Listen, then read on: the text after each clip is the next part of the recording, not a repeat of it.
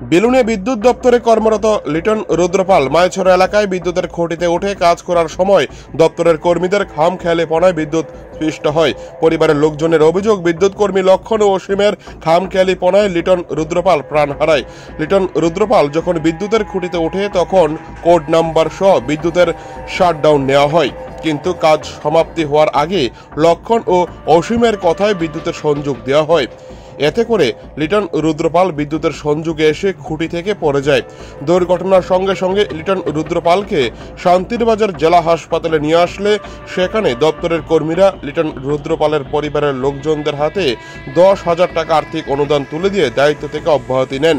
পরবর্তী সময় লিটন রুদ্রপালকে চিকিৎসার জন্য আগরতলা জিবি হাসপাতালে নিয়ে যাওয়া হয় এবং সেখানেই তার মৃত্যু হয়।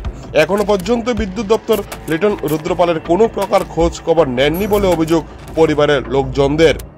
পরবর্তী সময় শান্তিরবাজার মহকুমার বেতাগা এলাকার বাসিন্দা লিটন রুদ্রপালকে তার পরিবারের লোকজন সাহায্য করে এবং তাকে ইতিমধ্যেই তার বাড়িতে নিয়ে আসা হয়েছে মরদেহ বাড়িতে আনার পর কান্নায় ভেঙে পড়ে গোটা পরিবারের লোকজন।